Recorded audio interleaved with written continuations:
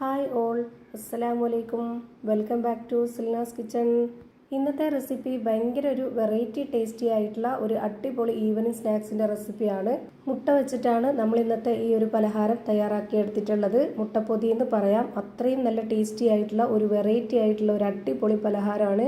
എന്തായാലും നിങ്ങൾ ട്രൈ ചെയ്ത് നോക്കണം. അതുകൊണ്ട് തന്നെ ഈ വീഡിയോ സ്കിപ്പ് ചെയ്യാതെ മുഴുവനായിട്ടൊന്ന് കണ്ടു നോക്കണം. എന്നാൽ മാത്രമേ ഇതെങ്ങനെയാണ് തയ്യാറാക്കിയെന്ന് മനസ്സിലാവുള്ളൂ. ഈ ഒരു മുട്ടപ്പൊതിയുടെ പ്രത്യേക ടേസ്റ്റ് എന്ന് പറയുന്നത് ഇതിൻ്റെ സ്കിന്നാണ്. സ്കിൻ തന്നെ കഴിക്കാനായിട്ടൊരു പ്രത്യേക ടേസ്റ്റാണ്. ആ ഒരു രീതിയിലാണ് നമ്മളിത് തയ്യാറാക്കി എടുത്തിട്ടുള്ളത്.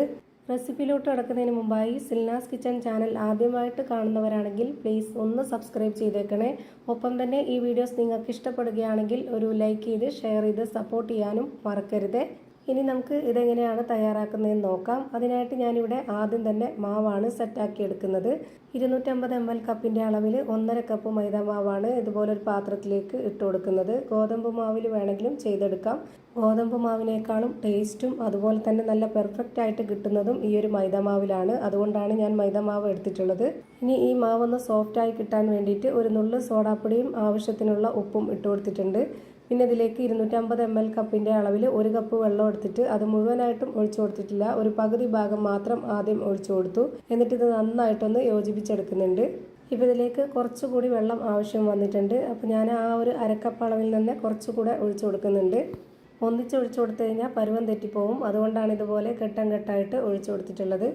ഇപ്പോൾ ഇതിൽ വെള്ളം കറക്റ്റ് ആയിട്ടുണ്ട്. ഇനി നമുക്കിത് നന്നായിട്ട് കുഴച്ചെടുക്കാം. കുഴച്ചെടുക്കുമ്പോൾ തന്നെ നമ്മുടെ കയ്യിൽ ഒട്ടിപ്പിടിക്കുമ്പോൾ കുറച്ച് ഓയിൽ ഒഴിച്ച് കൊടുത്തിട്ട് നന്നായിട്ട് കുഴച്ചിട്ടെടുക്കാം. ഈ മാവ് എത്രത്തോളം കുഴച്ചിട്ടെടുക്കുന്നോ അത്രയും നന്നായിരിക്കും. നിങ്ങൾക്കിത് കൗണ്ടർ ടോപ്പിലേക്ക് ഇട്ടിട്ടോ അല്ലാന്നുണ്ടെങ്കിൽ പരന്ന ബോർഡിലേക്ക് ഇട്ടിട്ടോ എങ്ങനെ വേണമെങ്കിലും കുഴച്ചിട്ടെടുക്കാവുന്നതാണ്. ഞാനിപ്പോൾ ഈ ഒരു പാത്രത്തിൽ തന്നെ വെച്ചിട്ട് നന്നായിട്ട് ഇതുപോലെ കുഴച്ചിട്ടെടുത്തിട്ടുണ്ട്. ഇനി നമുക്കിതൊന്ന് മാറ്റി വെച്ചേക്കാം. ഒരു 5 മിനിറ്റ് ഇതുപോലെ ഇരിക്കട്ടെ. ആ ഒരു സമയം കൊണ്ട് നമുക്ക് ഇതിലേക്കുള്ള മസാല തയ്യാറാക്കാം.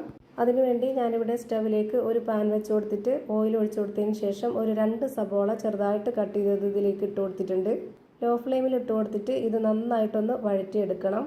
ഇനി ഞാനിതിലേക്ക് ഇട്ട് കൊടുക്കുന്നത് വെളുത്തുള്ളി ഇഞ്ചി ചതച്ചതാണ്. പിന്നെ 2 പച്ചമുളക് കട്ട് ചെയ്തതും കൂടി ഇതിലേക്ക് ഇട്ട് കൊടുത്തതിന് ശേഷം ഇതുപോലെ നന്നായിട്ടൊന്ന് ഇളക്കി കൊടുത്തിട്ട് അടച്ചു വെച്ചിട്ട് ഇതൊന്ന് കുഴഞ്ഞു വരുന്നവരേക്ക് ഒന്ന് വെയിറ്റ് ചെയ്യാം. ഇനി ആ ഒരു സമയം കൊണ്ട് നമ്മൾ 5 മിനിറ്റ് റെസ്റ്റ് ചെയ്യാനായിട്ട് കുഴച്ച് വെച്ചിരുന്ന ആ ഒരു മാവ് എടുത്തിട്ട് അതിൽ നിന്ന് കുറച്ച് മാവെടുത്ത് കയ്യിൽ ഇതുപോലെ ഒന്ന് ബോൾസാക്കി എടുത്തതിന് ശേഷം കൈകൊണ്ട് നന്നായിട്ടൊന്ന് പ്രസ് ചെയ്ത് കൊടുത്തിട്ട് ഇതുപോലെ ഈ ഒരു പരന്ന ഷേപ്പിലൊന്ന് റെഡിയാക്കി എടുക്കണം. ചെറിയ ചെറിയ ബോൾസ് ആക്കിയിട്ട് വേണം എടുക്കാനായിട്ട്. എന്നിട്ട് ഈ ഒരു പരന്ന ഷേപ്പിൽ റെഡിയാക്കി എടുത്തിട്ട് മാറ്റി വയ്ക്കുന്നുണ്ട്. ഇതുപോലെ തന്നെ ഇതിൽ നിന്ന് കുറച്ച് മാവ് എടുക്കുക, ചെറിയ ബോൾസ് ആക്കുക. എന്നിട്ട് നമുക്ക് കൈകൊണ്ടൊന്ന് പ്രസ് ചെയ്തിട്ട് ഇതുപോലെ ഒന്ന് പരത്തി കൊടുക്കുക. അങ്ങനെ ഓരോന്നോരോന്നായിട്ട് നമുക്ക് മാറ്റാം. അങ്ങനെ ഞാനിവിടെ എല്ലാം മാറ്റിയിട്ടുണ്ട്. ആ ഒരു പാത്രത്തിൽ തന്നെ ഇനി ബട്ടർ ഉരുക്കിയതാണ് ഒഴിച്ചു കൊടുക്കേണ്ടത്. ഓയിൽ വേണമെങ്കിലും ഒഴിച്ചു കൊടുക്കാവുന്നതാണ്. പക്ഷെ ഏറ്റവും കൂടുതൽ മാവ് നല്ല സോഫ്റ്റ് ആയിട്ടും നല്ല ടേസ്റ്റി ആയിട്ടും കിട്ടാൻ വേണ്ടിയിട്ടാണ് ഇതുപോലെ ബട്ടർ ഉരുക്കിയത് ഒഴിച്ചു കൊടുക്കുന്നത്. എന്നിട്ട് കൈകൊണ്ട് ഈ ബട്ടർ നല്ല പോലെ ഒന്ന് സ്പ്രെഡാക്കി കൊടുത്തതിന് ശേഷം ഇതിലേക്ക് ഓരോന്നോരോന്നായിട്ട് ഇട്ട് കൊടുക്കാം. ഒരു 3 എണ്ണമൊക്കെ ഇട്ട് കൊടുത്തതിന് ശേഷം ഞാൻ വീണ്ടും ഇതിലേക്ക് കുറച്ച് ബട്ടർ ഉരുക്കിയത് ഒഴിച്ചു കൊടുക്കുന്നുണ്ട്. വീണ്ടും നമുക്കിതിലേക്ക് പരത്തി വെച്ചിട്ടുള്ള ആ ഒരു മാവ് ഇട്ട് കൊടുക്കാം. വീണ്ടും 3 എണ്ണം ഇട്ട് കൊടുത്തിട്ട് അതിന് മുകളിലേക്ക് ബട്ടർ ഉരുക്കിയത് ഒഴിച്ചു കൊടുക്കുന്നുണ്ട്. ഇനി ലാസ്റ്റായിട്ട് 2 മാവും കൂടെ ഇട്ട് കൊടുത്തതിന് ശേഷം അതിന് മുകളിലേക്കും കൂടെ കുറച്ച് ബട്ടർ ഉരുക്കിയത് ഒഴിച്ചു കൊടുക്കാം. ഇനി ഒരു 30 മിനിറ്റ് ഇതൊന്ന് റെസ്റ്റ് ചെയ്യാനായിട്ട് മാറ്റി വെച്ചിരിക്കണം. അപ്പോഴാണ് നമ്മുടെ ഈ ഒരു മാവ് നല്ല പെർഫെക്റ്റ് ആയിട്ട് നല്ല സോഫ്റ്റ് ആയിട്ട് പഞ്ഞി പോലൊരു മാവ് റെഡിയായി കിട്ടുന്നത്. ഇനി നമുക്ക് ഉള്ളി വഴറ്റാനായിട്ട് വെച്ചിരുന്നത് തുറന്ന് നോക്കാം. ഇപ്പോൾ നന്നായിട്ട് വെന്ത് കുഴഞ്ഞു വന്നിട്ടുണ്ട്. ഈ ഒരു ടൈം ആകുമ്പോൾ നമുക്ക് ഇനി ഇതിലേക്ക് പൊടികൾ ഇട്ട് കൊടുക്കാം. ഞാനിവിടെ 1 സ്പൂൺ അളവിൽ മുളക് പൊടി ഇട്ട് കൊടുത്തിട്ടുണ്ട്. ഒരു നുള്ള് ഗരം മസാലപ്പൊടി, ഒരു 1/4 സ്പൂൺ അളവിൽ പെരിഞ്ജീരകപ്പൊടി, ഒരു നുള്ള് മഞ്ഞൾപ്പൊടി, ആവശ്യത്തിനുള്ള ഉപ്പ്. ഈ പൊടികളൊക്കെ ഇട്ട് കൊടുത്തതിന് ശേഷം ഒരു 1/4 ഗ്ലാസ് അളവിൽ വെള്ളവും കൂടെ ഒഴിച്ചു കൊടുത്തിട്ട് ഇത് നന്നായിട്ടൊന്ന് ഇളക്കി കൊടുത്ത് ഒരു 2-3 മിനിറ്റും കൂടി ഇതൊന്ന് വേവിച്ചെടുക്കാം. അപ്പോഴേക്ക് ആ ഒരു പൊടികളുടെയൊക്കെ പച്ചമുളകൊക്കെ മാറി നന്നായിട്ട് ഒന്നുകൂടി കുഴഞ്ഞു കിട്ടും. നമ്മുടെ ഈ ഒരു പലഹാരം ഭയങ്കര സോഫ്റ്റ് ആയിട്ടുള്ള ഒരു പലഹാരമാണ്. അപ്പോൾ അതുകൊണ്ട് തന്നെ ഇതിനുള്ളിൽ വെച്ച് കൊടുക്കുന്ന ആ ഒരു ഫില്ലിങ്സും നല്ല സോഫ്റ്റ് ആയിട്ടിരിക്കണം. അതിനാണ് ഇത്രയും നന്നായിട്ട് വേവിച്ചെടുക്കുന്നത്. ഇനി അടുത്തതായിട്ട് ഇതിലേക്ക് വേണ്ടത് ഉരുളക്കിഴങ്ങ് വേവിച്ചതാണ്. ഞാനിവിടെ കുക്കറിലിട്ട് 4 ഉരുളക്കിഴങ്ങ് വേവിച്ചതിന് ശേഷം തൊലിയൊക്കെ കളഞ്ഞിട്ട് ഇതുപോലെ ഒരു ഫോർക്ക് സ്പൂൺ വെച്ചിട്ട് നന്നായിട്ടൊന്ന് ഉടച്ചെടുക്കുന്നുണ്ട്. അപ്പോൾ ഞാനിതാ നല്ല പോലെ ഉടച്ചെടുത്തിട്ടുണ്ട്. ഇനി നമുക്ക് ആ ഒരു മസാലയിലേക്ക് ഇതും കൂടെ ഇട്ട് കൊടുത്തിട്ട് നന്നായിട്ട് ഇളക്കി കൊടുക്കാം. ഇനി ഈ കിഴങ്ങും മസാലയായിട്ട് നന്നായിട്ടൊന്ന് യോജിച്ച് വരാനും ആ ഒരു ടേസ്റ്റൊക്കെ നല്ലപോലെ ഒന്ന് പിടിച്ച് കിട്ടാനൊക്കെ വേണ്ടിയിട്ട് ഞാനിത് 1 മിനിറ്റും കൂടെ ഇതൊന്ന് അടച്ചു വെച്ച് വേവിച്ചെടുക്കുന്നുണ്ട്. ഇപ്പോൾ ഇതാ അടിപൊളി ടേസ്റ്റി ആയിട്ടുള്ള ഫില്ലിങ്സിനായിട്ടുള്ള നല്ലൊരു മസാലക്കൂട്ട് റെഡിയായി കിട്ടിയിട്ടുണ്ട്. ഇനി നമുക്ക് ഇതിൻ്റെ ഫ്ലെയിം ഓഫ് ചെയ്ത് വെക്കാം.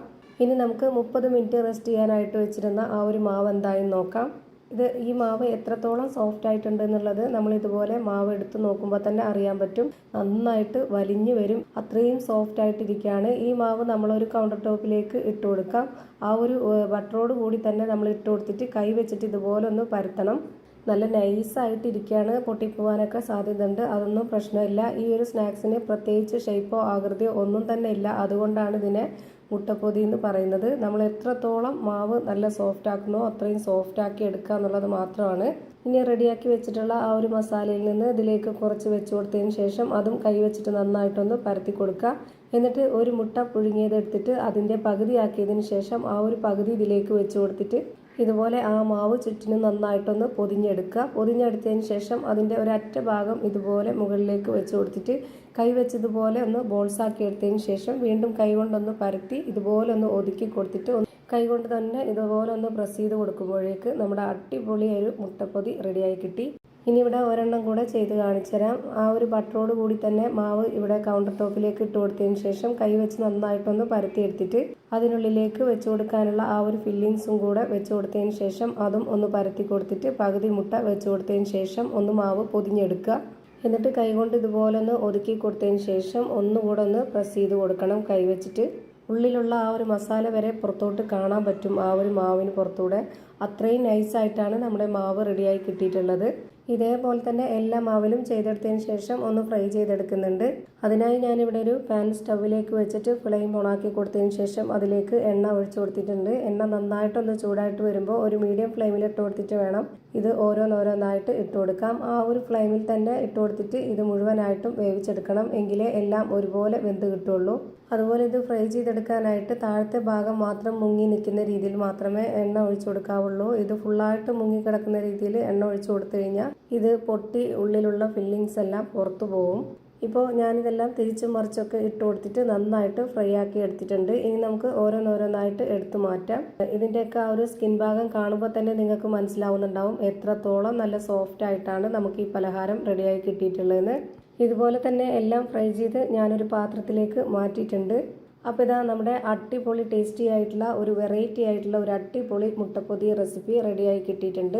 ഇതിൻ്റെ അകം എങ്ങനെയാണ് ഇരിക്കുന്നതെന്ന് അറിയാനായിട്ട് ഞാനിതൊന്ന് കട്ട് ചെയ്ത് കാണിച്ചു തരാം. അടിപൊളി ടേസ്റ്റിയാണ്. ഒരു തവണയെങ്കിലും ഇതുപോലൊന്ന് ട്രൈ ചെയ്ത് നോക്കുക. അപ്പോൾ ഇത്രയേ ഉള്ളൂ ഇന്നത്തെ വീഡിയോ ഇഷ്ടമായാൽ ലൈക്ക് ചെയ്യാനും കമൻറ്റ് ചെയ്യാനും ഷെയർ ചെയ്യാനും മറക്കരുത്. അതുപോലെ തന്നെ ഞാനിടുന്ന പുതിയ വീഡിയോസ് നോട്ടിഫിക്കേഷനായിട്ട് കിട്ടുന്നതിന് വേണ്ടി സബ്സ്ക്രൈബ് ചെയ്ത് ബെല്ലൈക്കൺ അമർത്തി അതിൽ ഓൾ എന്ന ഓപ്ഷൻ എനേബിൾ ചെയ്ത് കൊടുക്കാനും മറക്കരുത്. പുതിയൊരു വീഡിയോയുമായി വീണ്ടും വരും. Thank you for watching.